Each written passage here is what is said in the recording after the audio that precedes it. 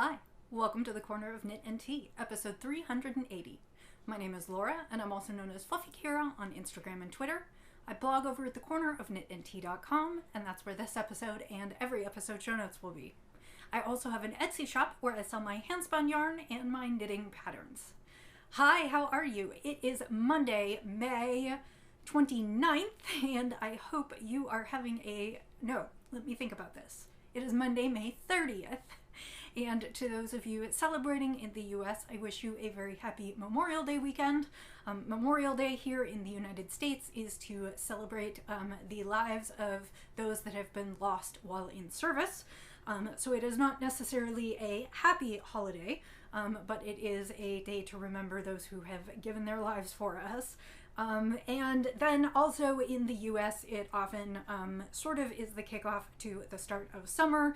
It's a lot of barbecues, warmer weather, spending time with family, and so that's kind of the holiday weekend that sort of starts summer. Usually the kids are just out of school around here, so that is kind of where we're at.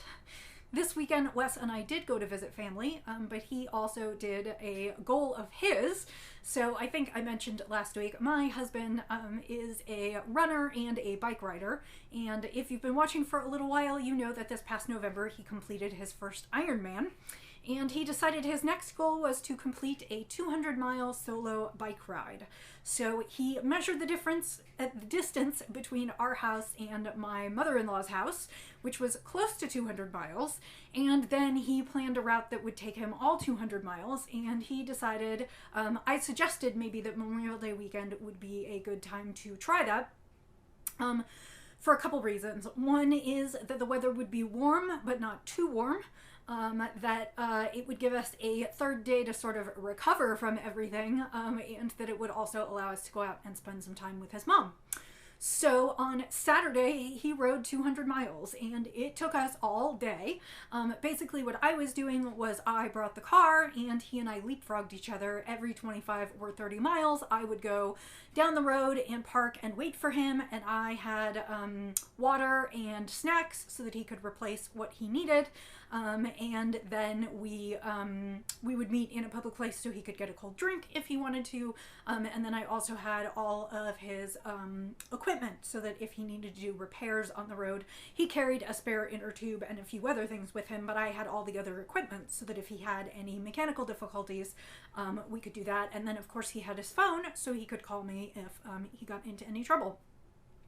And I'm pleased to say it actually went really, really well. I was nervous about it. I was nervous he would be crazy tired, which of course he was, but he was not as exhausted as he was in the Ironman, and he was not kind of as zombified at the end of it.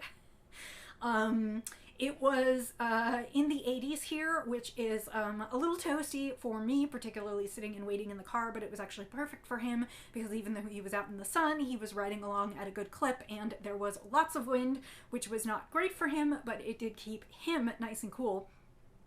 So because it was only in the 80s and not in the 90s or higher, he didn't need as much water as he thought he might.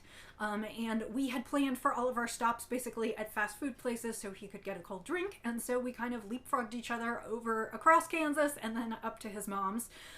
He left here at about 6:30 in the morning.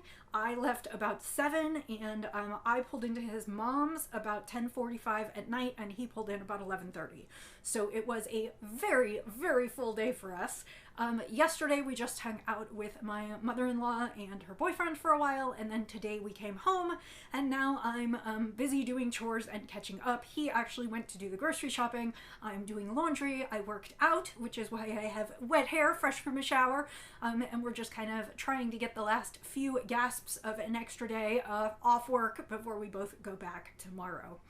So I did get a decent amount of knitting, not as much as I had hoped, because I seemed to have problems with gauge and with counting. So I knit and I ripped quite a bit. I also didn't bring the latest chicken stuff that I'm working on, and I did make a serious dent in that. So I took lots and lots of knitting projects with me, far more than I could get accomplished, but I actually touched everything except for one that I put in there, and that's just a pair of socks that I've been keeping in my purse anyway. So I was pleased with what I brought and the amount that I got done. I knit a little bit yesterday, although my hands were a little sore yesterday after knitting pretty much all day Saturday. And then I have some goals for myself tonight. So I hope that you are doing well, that if you are in the US and celebrate, I hope you had a good weekend and it gave you a little time to relax. And otherwise, I hope you had a crafty weekend. It is now the end of Me Made May. I am mostly a failure because I did not wear I wore a lot of my knitted goods every day, but I didn't always take pictures. So I guess that isn't entirely a failure because I don't think the point of it is actually to take pictures. I think the point is to wear your things. So I will give myself maybe a B for that. I just didn't do it as much as I could have. So today I am drinking a nice cup of tea. I am drinking it in my Naughty Birds cup, which I absolutely love. It was a gift from a friend, and I am drinking organic coconut. This is from Tea Time in Scottsdale, which is a lovely tea shop if you're ever around there. I got it several years ago when I was visiting my friend Liz, who has been on the podcast before. And this is organic coconut. It's just black tea and toasted coconut. And it is absolutely delicious, and I guess the coconut gives it a little bit of a tropical feel. I was trying to decide between regular tea, hot tea today, or iced tea, or what I was going to do. It is now about 4 o'clock in the afternoon, and the weather can't decide what it wants to do.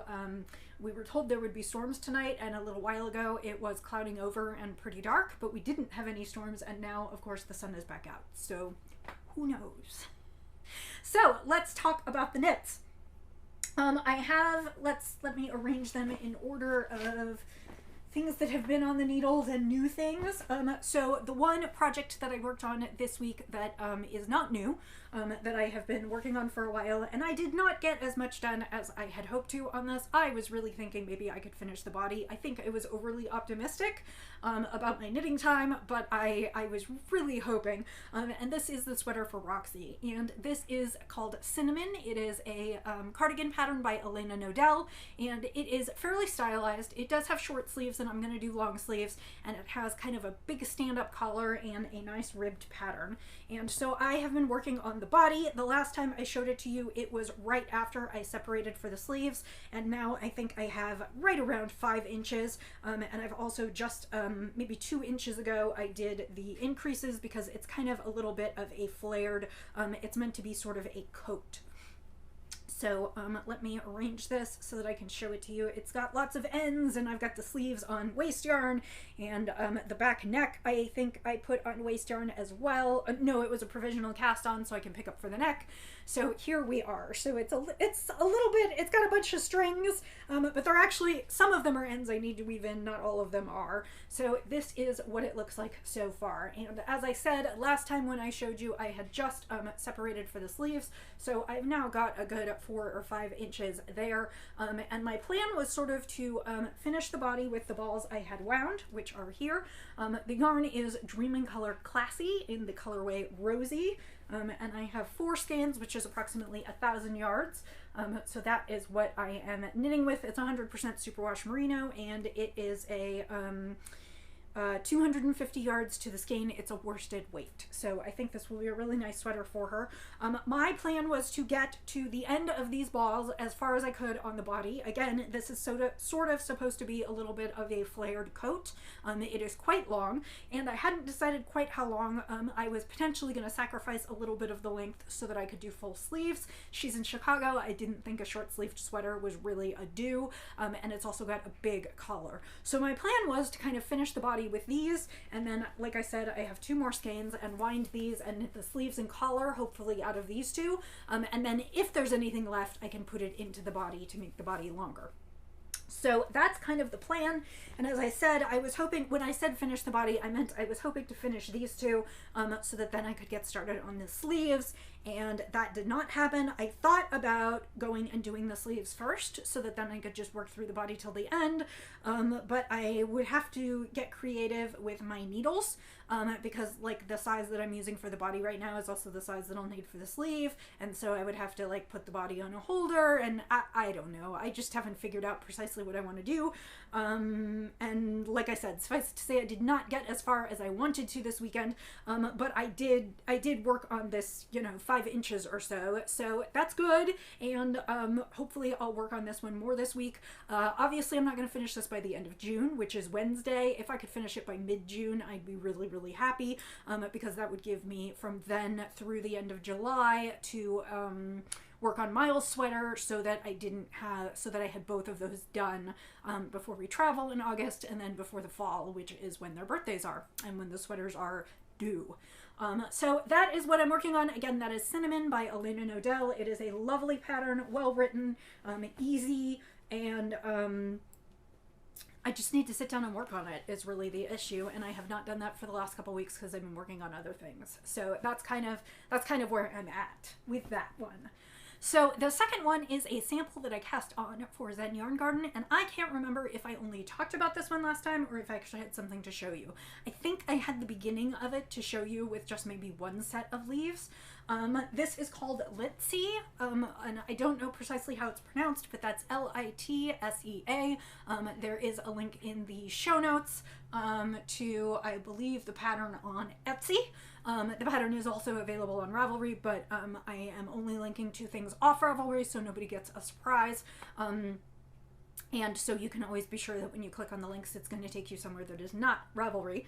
But it is called Litzy by Linnea Orenstein, and Litzy is, and I cannot remember the language, I cannot remember her nationality, she is not American, and it means laurel, so it's like a crown of laurel leaves. And this shawl is really, it's got a really interesting construction. It starts at the center of a circle and works outward in a circle, and then you kind of develop wings for the shawl. So I am still working on the circle. I am using Zen Yarn Garden. This is their super fine fingering in the natural colorway. Nothing super surprising there. And then for the gradient that I am using, it is the Woodlands gradient, and this is a sock blank, which is 400 yards of, I think it is a, I cannot remember whether it's a 75-25 or 80-20, but I think it has some, no, it doesn't have nylon in it. I think this is just their super fine merino base. I can't 100% remember, and mine did not come with tags. Maybe it did, hang on, nope. Mine did not come with tags. This is one of their sock blanks, and I am working on this, and it is in the Woodland colorway. So it's got green and some reds and browns and yellows, and it's just a really pretty colorway. I have not changed that much of the gradient yet because I have not gotten very far, but I am about to start the second round of laurel leaves. So of course, because this is a circle and it's on a circular needle, you won't be able to see the whole thing, but I am trying to show you here. So like I said, it starts at the center, and I just need to close up that hole. Oops, hang on just a second. I was about to lose my stitch marker, so I don't want to do that. So this is, was I showing you the back? If I was, I apologize. Let's try this again. So this is the shawl, and like I said, there is a hole at the center. I will close that up with the tails, and it is knit in the round, and then it's got a bunch of short row sections, and the leaves themselves are short row sections, and the leaves are obviously what I'm using the gradient for, and then the natural color in between. And I have just finished expanding the circle out, so I've just finished the second section here, and now I am about to start the second section, or the second kind of plain section here, and I'm about to start the second section of leaves, and then there will be a little bit more plain, and then what I will do is bind off portions of the circle, and then portions of the circle on either side will extend out into wings. I would like to get in high gear on this one because, again, this will not be done by June 1st, but if I could finish this by June 10th or 15th, I would be super, super happy. So I think this and Roxy's sweater are going to be my two focus projects for the week, and I will hope to get lots of work done on them. So this is a really interesting project. Like I said, it is shaped by short rows. It is definitely going to need a good blocking. You do kind of have some long floats on the back here. It's suggested you could catch them. I did not catch mine, but I note that you can sort of see through this section, and I'm not sure if it's just because it's short rows and it's a little bit loose, or if it's because it's a light and a dark color, and we'll just have to see how blocking goes. I may try and play with the stitches a little bit in that area and not block it so much. Hopefully it won't show through too much. If I don't block it really strongly, I think it will be fine. And even though they look like they're malformed, some of this is just that it's a little puckery because it's got all these different short rows and it just needs a good blocking to lay flat. So that is where I am so far. It's really interesting. I have found something that I'm not that good at, which is she actually wrote charts to knit all of these leaves, and I'm not that good at charts that are knit in short rows because there's a lot of short sections of back and forth and I can't entirely figure out what's going on, but her written directions are fabulous.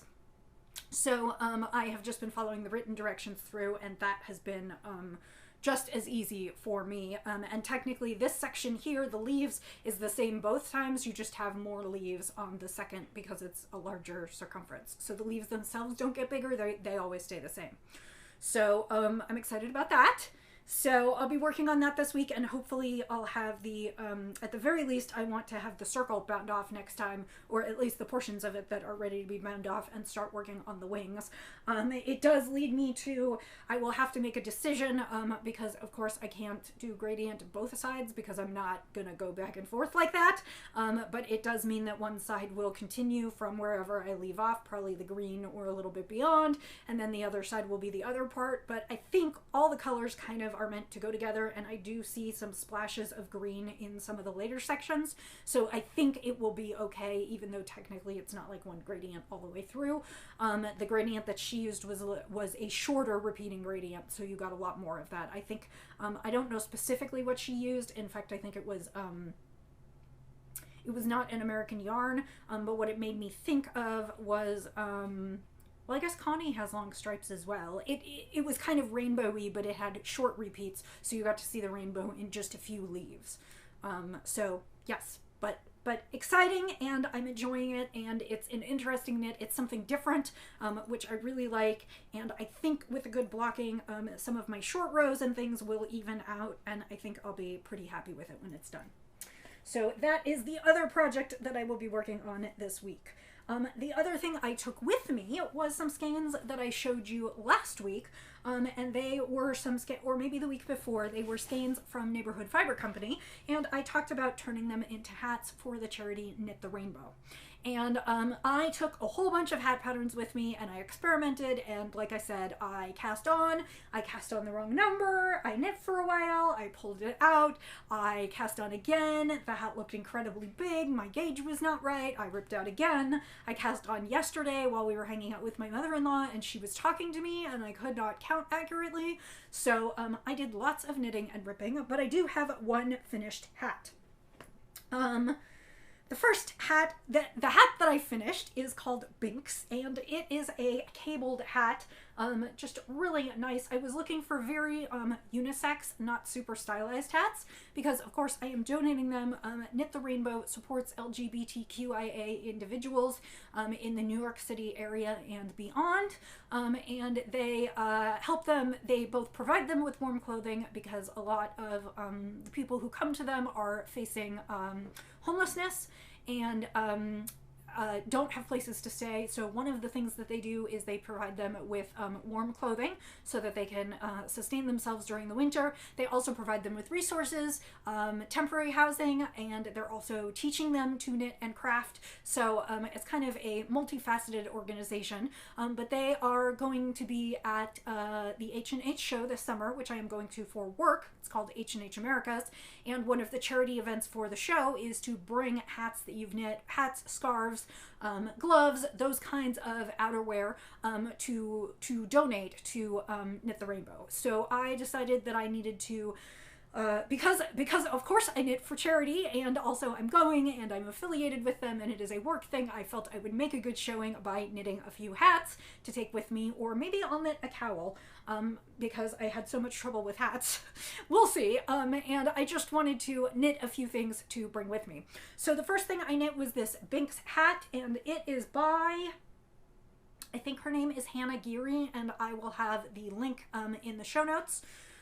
Or if not the link, if I can't find it elsewhere, outside of Ravelry, it will just be the pattern name plus the designer name. The reason that I say this is because I, over the years on Ravelry, either purchased or downloaded when they were free a ton of patterns. So now when I go to knit charity hats, I just go peruse my library on Ravelry to figure out what is still in there that I might be able to use. So I had a couple skeins of DK weight yarn. I searched my library for DK weight hats, and I already had patterns in there that I had already purchased. So I am working with those at this point because, again, I've already purchased them.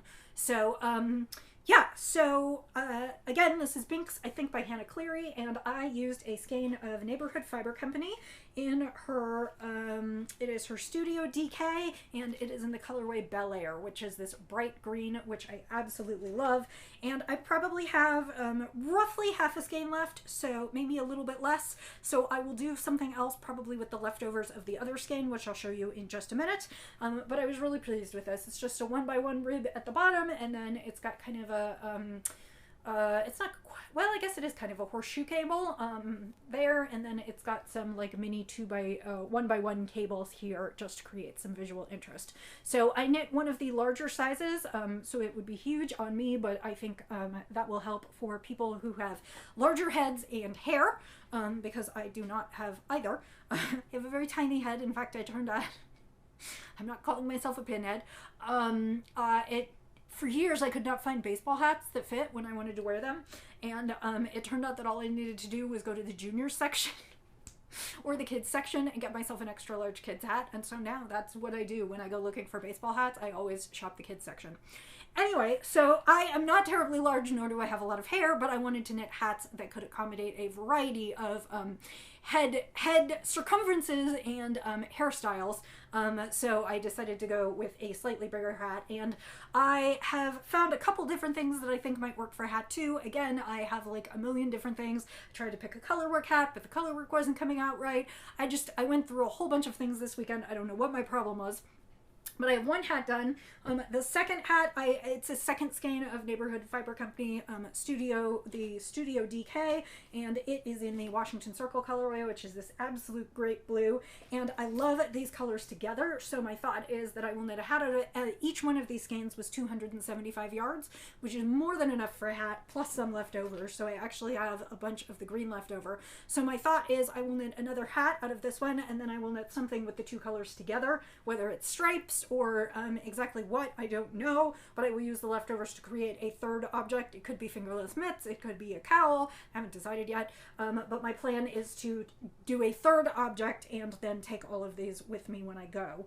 I will probably not cast on for this week. I will probably wait until next weekend and see if I can knit like a hat next weekend, and then maybe the final hat the following weekend, and that will get me set before I need to go on my trip, which is good. So I did a lot of knitting, and I don't have a lot to show for it this week. So that is kind of where I'm at on my knitting. I had hoped to show you a finished spin. I finished that spin last week, and I was lazy. I didn't take it off the bobbin, and I went to wind it off the bobbin, and it got all tangled, which almost never happens, but it did today, and so now I have it kind of vaguely untangled on the floor, but it was taking forever and I wanted to just get done. So I went ahead and sat down to record without it. So I don't have that to show you, but you should look for that on my Instagram in the next couple days, because my plan is to untangle it tonight and immediately stick it in a bath so that it will be ready to go up in my shop in a couple days. And this is what I am spinning now. I am halfway done, so I will finish the other half this week. I didn't finish it this week because normally I would have finished it last night at knit night, but I wasn't home, so I didn't go to knit night. And when I say knit night, we have been having knit night virtually twice a week for most of the pandemic. So, and usually what I do is I sit at home and I spin on my spinning wheel for a couple hours, and then I knit for a couple hours, and then we adjourn. So this is delightfully gorgeous fiber from Kumasi, who is Kumasi on Etsy, and I love this fiber. This is, I spoke wrongly last week. This is 21.5 micron count Rambouillet, which means it is super soft and super springy, and it is going to be absolutely lovely when it is finished. She does not give her colorways names, but this reminds me of autumn, so I'm going to come up with some autumn colorway here, just like the oranges of corn and the dark greens and purples. It also reminds me of like Halloween, and I'm just really, really loving it. And it's spinning up beautifully. Like I said, I spun up most of the first half of the fiber already, and I will finish this up this week, hopefully Wednesday, and then I can apply it and show it to you next time. I can hope. A girl can hope. A girl can dream. I always have plenty more to do, and I don't always get it all done in time, but I can dream. That brings me to mostly the end of the podcast. I will say I checked on Tour de Fleece. I did look on Ravelry to see when the official teams were starting, because I will register our teams so that we're official over there. If you want to be involved over there, you do not have to be. Tour de France is, I believe, July 1st through 24th, something like that. It is approximately 3 weeks of, well, it might not be the 1st. It starts in July, though. It does not start in June this year. It runs in July. It might be the 1st through the 23rd or something. I think that's right, because it's about 3 weeks of racing, and it's got a couple rest days in there. I will officially start a team in the Tour de Fleece group on Ravelry, although that is not the primary way we will go ahead and do Tour de Fleece this year. Last year, I went ahead and did it on a bunch of different platforms, and while unfortunately we couldn't all be together on one platform, I think it worked well. So I will set up a thread in my Ravelry group if that is your preferred method of communication. There is a Corner of Knit and Tea group on Ravelry, which is open for those of you to, I'm sorry, not on Ravelry. There is a Corner of Knit and Tea group on Facebook if you would like to join there. You are welcome to join in the chat there, post photos there, whatever you would like. Same on Ravelry. If you do not participate in either of those places, you can also post on Instagram. The hashtag will be Team CKT. Well, I guess I'm going to have to look at it, but I think what I usually do is Team CKT, TDF, and the year. I will publicize that everywhere, and it will be in the show notes of maybe next week's episode once I get it started. What I was going to say is I did check on Ravelry, and they were not opening registration for wildcard teams until the beginning of June, which is why I have not been able to do it yet. So as soon as I can do that, I will post everywhere and let you know about that, and we will do it again this year. My Tour de Fleece team is really super simple. You communicate to me that you want to be on the team, whether that's on Ravelry, Instagram, Facebook, or you can just send me a message if you participate on none of those that says you want to spin with us. You share photos of your progress. I give out photos for participating in chat and being a cheerleader and supporting the group. That's not the only way to win a prize, but it is one of the ways. During the 3 weeks of the tour, I give out prizes, usually one a week, to someone who has participated in the chat, and that usually is fiber for you to spin. And it is good fiber. I usually pull some Hello Yarn and some of the other dyers I like to support. So I'm not sending you my leftovers. I promise. It's lovely prizes. And then the final, right after the tour is over, I give you a few days, and then I ask that you post a picture of your finished spins in one of the following places: Ravelry, Facebook, or Instagram. And if you participate in none of those, you can just email me a picture of your finished spins, and basically everyone gets one entry in that. You kind of get one post. So you can post in 3 places, but I will only count you once. That is, everyone on the team basically who has spun during the tour gets a chance to be put in for the grand prize, which is usually 2 bumps of fiber. And I give you a couple days after the end of the tour to kind of gather everything together for a picture. It's just so you can take stock of what you did during the tour, and it gives all of us something fun to look at and to congratulate each other over. And then, like I said, it gives me a way to draw for a prize. I use random number generator for all of my prizes, so obviously if you post in the group more frequently, you have more chances to win, but it is not entirely a frequency-based thing. Like, I'm not picking the people who talk the most in the group or anything like that. So that's pretty much my rules. I try and keep it as simple as possible. Spin, enjoy it, have fun. And you can be on as many other teams and double dip or triple dip or whatever as many times as you want. Just honestly enjoy it. Tour de Fleece for me is a chance to, I actually watch the tour. I love watching the bike race through France.